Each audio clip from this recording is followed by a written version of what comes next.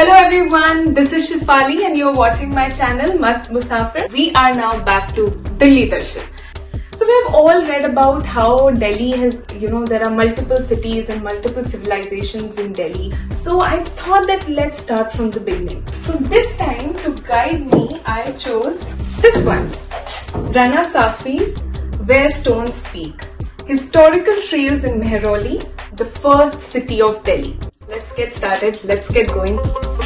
Mehrauli हमें पुकार रहा है.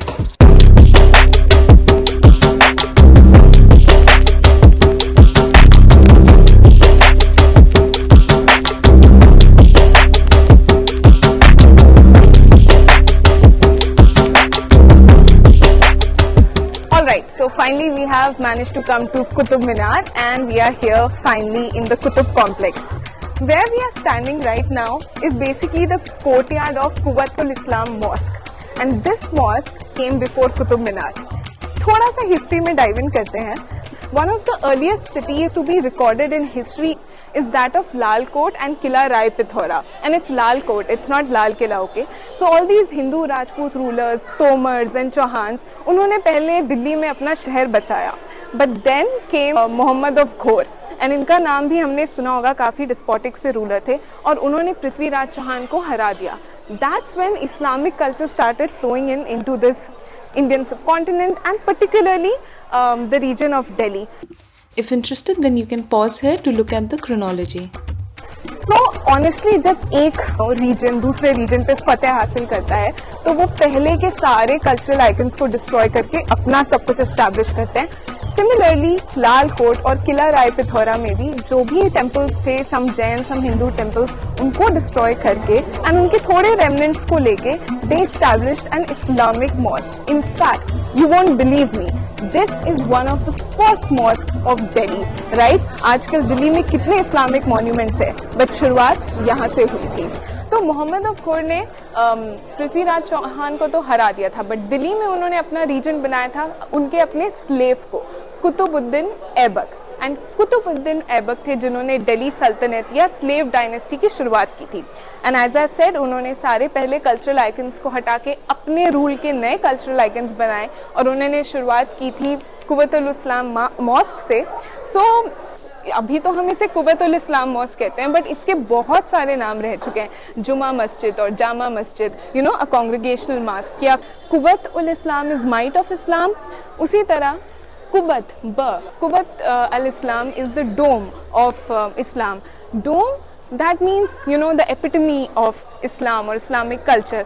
ऑल्सो यहाँ पे इस कॉम्प्लेक्स के अंदर one of the monuments are also the first kind of dome architecture, जो कि अब तो इंडिया में और दिल्ली में खासतौर पे बहुत दिखता है, बट उस समय के लिए बहुत नया था. Also it's called Qutub Islam mosque. So Qutub Islam mosque is थोड़ा easy to remember because the name is shared by both the minar and the mosque. So what does Qutb means?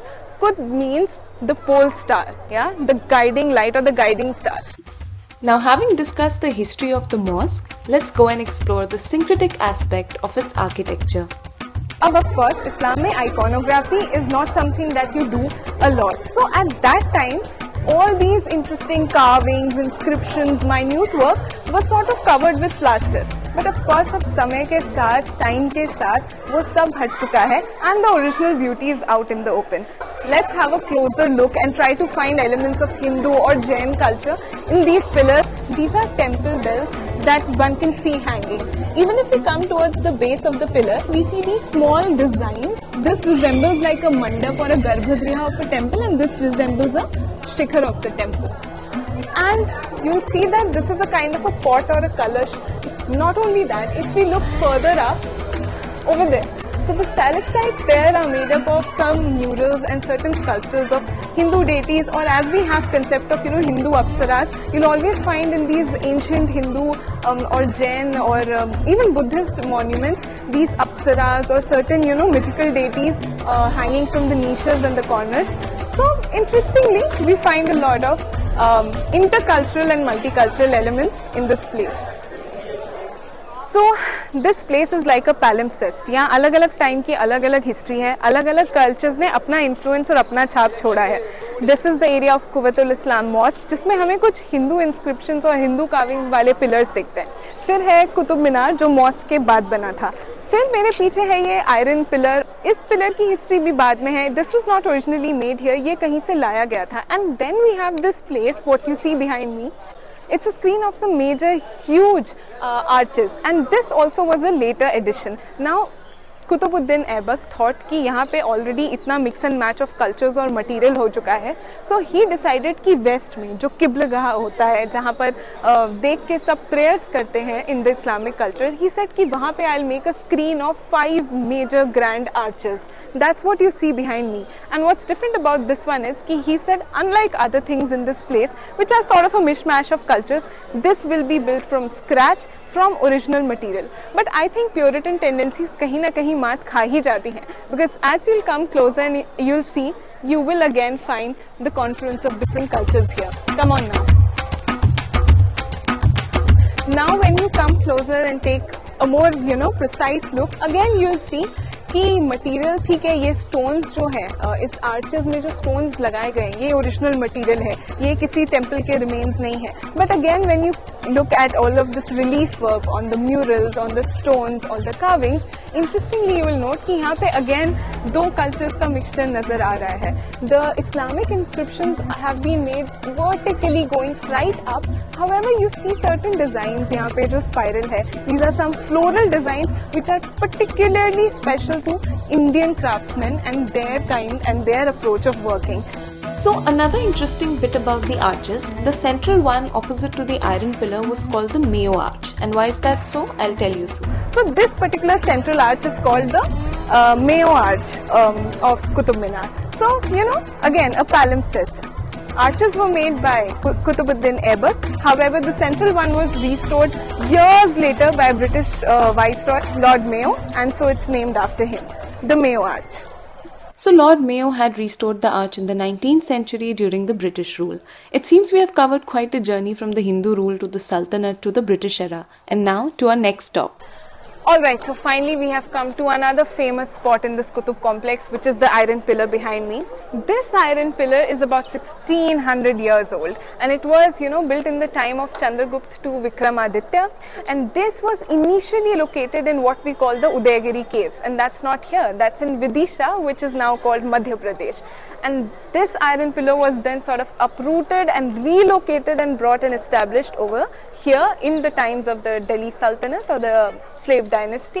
So here what is interesting about this iron pillar, so it's a major symbol in history, but it also has its scientific prowess. So the material is such, like if we could simplify it, it's a mix of iron and phosphorus such that whenever they react with the atmosphere, they create a layer of moisture around it which prevents it from rusting or decaying further. So which is why it is well intact in such good shape even today.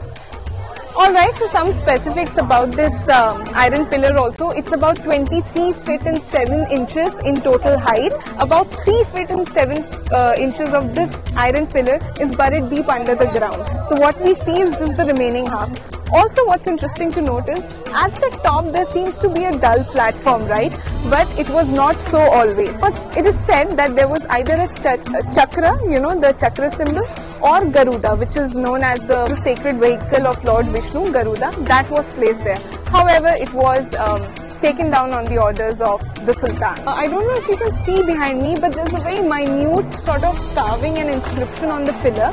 It's written in the Brahmi script, and it basically gives information about the pillar, who built it, when was it built. Another interesting bit about the iron pillar is this mark, which people say was caused by a cannonball hit which was ordered by Nadir Shah while he was invading Delhi, because he didn't like the idea of a Hindu pillar in an Islamic mosque. People also say that the cannonball hit destroyed parts of the mosque. Okay, so boring facts तो मैंने बता दिए, but there's an interesting story which is related to this pillar.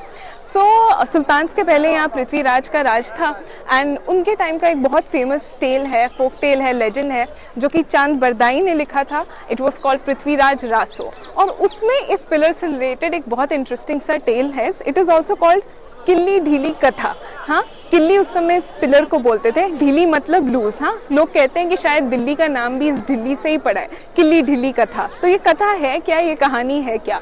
So according to the legend it was said कि भाई ये जो pillar है, जिस दिन इसे उखाड़ा गया और जिस दिन ये ढीला हो गया, उसी दिन हिंदू राज्य का दी एंड हो जाएगा। अब अनंगपाल तोमर जो उस समय के राजा थे, उनसे रहा नहीं गया, he was really curious, so he said मैं इसको डिग करके देखता हूँ। तो कहते हैं कि नीचे ज़मीन के अंदर सर्पेंट किंग के सर से अटैच था, और क्योंकि अनंगपाल तोमर ने उसे ज़बरदस्ती हिला डुला के निकाल दिया, तो बोलते हैं कि जब पिलर निकला तो उसकी सतह पे, उसके बॉटम पे देयर वाज ब्लड फाउंड, यानी कि बात सच हो गई, and that it was actually resting on the head of Vasuki the king serpent. और इसीलिए क्योंकि ये किली ढीली हो गई, the pillar became loose, so इसलिए हिंदू राज भी खत्म हो गया। अब ये माइथोलॉजी कितनी सही है नहीं है, ये मिथ लेजेंड ट्रू है या नहीं, we don't really know, but it's definitely an interesting anecdote to take back home. What do you say? The complex also had these several other small little tombs scattered around in the area. They were unnamed, so I'm not sure who they belonged to. Alright, time to leave this courtyard and move on to the other sections. But उससे पहले एक कहानी। ये वही जगह थी जहाँ रज़िया सुल्तान ने सबके सामने खड़े होकर अपील मांगी थी कि उनके भाई को नहीं बल्कि उन्हें दिल्ली का सुल्तान बनाया जाए, और दिल्ली वालों की मदद से उन्होंने ये मुकाम हासिल भी किया था। And now it was time to move towards our next destination, which was the Minar. सो कुतुब मीनार तो हम पहुंच गए, पर इसका कोई भी सिंपल सा इंट्रोडक्शन देना पॉसिबल ही नहीं है। इसको बनाने में कई साल लगे, इसको बनाने वाले कई लोग थे, इसको बनाने के मकसद कई थे, और आज भी लोगों की जिंदगी में ये कई अलग अलग मायने रखता है। इस यूनेस्को वर्ल्ड हेरिटेज साइट का कंस्ट्रक्शन शुरू हुआ था 1199 में और कंप्लीट हुआ था 1220। इसे शुरू तो किया था कुतुबुद्दीन ऐबक ने, लेकिन कंप्लीट किया उनके बाद आने वाले कई सुल्तानों ने। उन्होंने डिफरेंट स्टोरीज और फ्लोर्स ऐड किए, मॉडिफिकेशंस किए और रिपेयर भी किए। इस पे लाइटनिंग स्ट्राइक हुआ था और उसकी वजह से कई डिस्ट्रक्शन हुआ था, तो रिपेयर तो बनता ही था। कुछ इसे विक्ट्री टार कहते हैं, तो कोई लोग इसे कुव्वतुल इस्लाम मॉस्क का मजीना, यानी कि वो टार कहते हैं जहाँ से अजान की जाती है। कुछ इसका नाम सुल्तान कुतुबुद्दीन ऐबक पर आधारित करते हैं, तो कुछ सूफी सेंट कुतुबुद्दीन बख्तियार काकी पर। And the beautiful inscriptions on the monument were basically information on the builders, on the sultans, and had texts from the Quran. And now it was time to take leave of the Minar and head towards other sections. Now we were heading towards the extensions which were made by Sultan Iltutmish after Kutubuddin Aibak. These arches were also made by him. He imitated the ones made by Kutubuddin Aibak. Oh, and the architect of this beautiful Minar was Fadl Abul Mali, who was also responsible for the mosque. सो हमने अब कुतुबुद्दीन ऐबक का mask देख लिया था, सुल्तान इल्तुतमिश द्वारा complete कराया हुआ कुतुब मीनार देख लिया था, और इसी क्रोनोलॉजी को फॉलो करते करते अब हम आ गए थे अलाउद्दीन खिलजी के मदरसे और टूम में। I think it's one of the first instances जहाँ मदरसा यानी कि एक रिलीजियस स्कूल और एक टूम साथ में बने हुए थे। पर मैं यही देख रही थी कि यहाँ की सख्त दीवारें उतनी सख्त नहीं रही। इवन दो अलाउद्दीन खिलजी बाद में आए थे, उनके मॉन्यूमेंट्स काफी रूइंड और डिकेड लग रहे थे। इनफैक्ट इन सारे टूम्स में से पता भी नहीं चल रहा था कि एग्जैक्टली उनका टूम कौन सा था। It was in a really bad condition. रना साफी एक फिलोसफिकल टोन लेते हुए कहती हैं अपनी किताब में कि शायद ये दर्शाता है different personalities. Iltutmish was a very Payas man. उनका टूम जो कि हम आगे देखेंगे काफी सुंदर तरीके से प्रिजर्व्ड है, पर Alauddin Khilji was seen as cruel and despotic. उनका आज ये हाल है। Well, I guess that's history teaching us lessons in its own way. Now, moving on. So it's also interesting to notice the different architectural styles, the different materials that are used. Just brings into mind the ingenuity of the human mind and art and skill, right? हम कहाँ से अलग अलग materials लेके अलग अलग styles में चीज़ों को put together करते हैं, and that ends up becoming something so eternal, evergreen, जो पता नहीं कितनी सदियों से चला आ रहा है और आगे भी रहेगा. So कुतुब मीनार में what we see is a use of red sandstone, yellow sandstone, a little bit of marble also later on. However, right opposite is this mosque, and यहाँ पे थोड़ा सा building technique is different. What we do notice on the walls here is a different kind of masonry, in what we could call in ashlar masonry. ashlar masonry का basic फंडा ये होता है कि यहाँ पे मेजर बड़े बड़े स्टोन्स को रफ कट करके ऑलमोस्ट एक साइज के होते हैं या एक दो साइज के होते हैं, और उन्हें आपस में इस तरह बैठाया जाता है कि they are intersecting at right angles, and then a very solid stable firm look देता है ये ashlar masonry. Whereas something towards Qutub Minar is more fine with these red sandstones and bricks sort of put together. वहाँ पे we see थोड़ा सा undulating सा terrain है, in and out है, थोड़े curves हैं, थोड़े से intersecting edges है, whereas the wall here is quite stable, strong, solid and firm and straight. So sturdy and beautiful, it goes hand in hand. And now we were headed towards the Alai Darwaza. It was made in 1310 and it was part of Alauddin Khilji's grand extension plan. He had planned to make 4 such gates for the Qutub complex, and this was one of them. You can see the intricate carvings on them. In fact, it has a great history too. After Mongols' invasion and the defeat of Seljuk dynasty, the Persian craftsmen had nowhere to go. They finally found a board in India, and this is where they showed and showcased their crafts and talents, especially in Delhi. And so you can see that in the carving and the horseshoe arches. In fact, the dome that you see here is the first true dome built in India. Yes, isn't that interesting?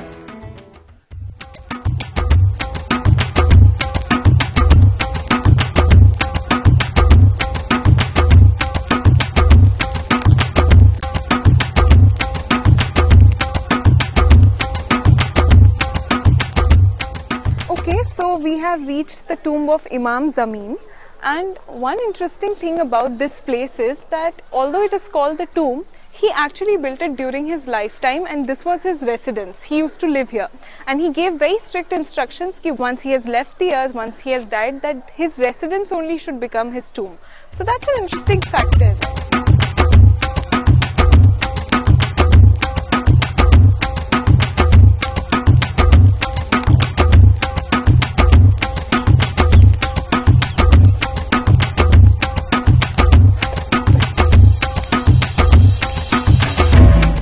There were some other small interesting elements too in the complex. For example, this Sanderson sundial. Sanderson was an ASI officer who had done great work in Qutub complex. However, he lost his life fighting with the Gurkhas in France, so this was built as a tribute to his work. And the inscription read, "The shadow passes, the light remains." And now we were headed towards what's called Major Smith's cupola. This was basically a Bengali chhatri that he got built and placed atop the Qutub Minar. However, it was later removed because it didn't really fall in sync with the rest of the monument and came to be known as Smith's folly or mistake. And then I was off to exploring other parts of the Qutub complex, which included sections of everyday ordinary use. And yes, I do get fascinated by utilitarian and basic elements like a well also, because it gives me a sneak peek into the daily everyday life of that era. And now we were headed towards Sultan Iltutmish's tomb, which was most probably built by his daughter Razia Sultan. Now he was the 3rd Sultan of the Mamluk or slave dynasty and also happened to be Qutbuddin Aibak's son-in-law. Now here's a bit about his grave. Very well made, this huge cenotaph in the center. The burial is of course deep inside the ground. This is just the surface level cenotaph, but how brilliantly made. It's huge. This fine carvings on this one as well. Even the wall surrounding the place has got these nice arches, different kinds of arches, very fine and minute work on it. Different kinds of stones, different gradients can be seen here. So what's interesting to note is that as you can see, 1, 2 and 3 sides of the tomb are open. It's however this side that you see right here, this is totally closed, right? And why is that? Because this faces west. And he has made what can be called mihrabs, niches, arches or windows inside the wall. This can also be translated as what they call as Qibla or Qiblagah, which is basically indicating the western side of an Islamic monument and is meant for prayers. So also interesting to note that this one has, it has marble work, and you can see how, beautiful the work is, very minute, और इतने सालों के बाद भी आज एक अच्छे हाल में है. So interesting. Another important thing that is to note here is that this tomb does not have a dome. Now either the dome came apart and is no longer there, or some people also say that perhaps the Sultan wanted to sleep under the open skies. So you can choose your pick, whichever reason you like. And these were the stairs that were leading down below to the real grave of Sultan Iltutmish, the strong ruler, pious man and great believer of Sufi thought. Okay, so now I have come to, I think, my first or second most favorite spot of the place, which is the Alai Minar. And why is it my favorite spot? So you'll come to know about it soon. Come on. So Alai Minar is interesting because इसके पीछे का reason बहुत interesting है। And आप देख सकते हो कि ये मीनार बन ना सका और आधा अधूरा ही रह गया और आज इसी तरह हमारे बीच में पेश है, थोड़े उखड़े से अंदाज में, अजीब से मिजाज में। तो उसका क्या कारण हो सकता है? सो अलाउद्दीन खिलजी, जो कि कुतुबुद्दीन ऐबक के बाद आए, ऑफ कोर्स कुतुबुद्दीन पहले आए थे और उन्होंने ये आलिशान कुतुब मीनार बना दिया। तो उसके बाद जब अलाउद्दीन खिलजी आए, उन्होंने बोला वेल मैं इससे भी बड़ा, इससे भी broad and taller and more magnificent, more beautiful मीनार बनाऊंगा। And he started working on this one. Sadly उनका डिमाइस पहले हो गया और ये प्रोजेक्ट कंप्लीट नहीं हो सका। इसको थोड़ा फिलोसफिकल टोन में देखें तो आई बिलीव कोई भी चीज़ आई थिंक ओवर एम्बिशियस हो जाए या ओवर एम्बिशन की भी कोई सीमा होती है। He wanted to build something better than Qutub Minar, but at times there are things that are unsurpassable. It was the greatest and it will remain the greatest, and sadly this one remained incomplete. Clearly not a match for Qutub Minar. For me, Alai Minar is one of the favorite spots because I believe it reminds us of the human reality. On one hand is the seemingly flawless, perfect Qutub Minar, and on the other hand this incomplete ruin. But today both stand to tell the tale. After all, history and life are incomplete without both success and failure. By the way, सूरज ढलने को आ गया है और शाम भी एकदम तेजी से बढ़ रही है और हवा में थोड़ी सी नहीं, बहुत ज़्यादा ठंडक है। तो आई मस्ट से कि घर जाने का वक्त आ गया है। So this was today's video. We were at Qutub Minar and explored the entire complex as well as possible. जितना कर सके इतने थोड़े बहुत से टाइम में। I hope you liked the video, Delhi वालों. And if you did, then do like, share, comment and subscribe. Alright, see you soon in my next video. Till then, take care. Bye-bye.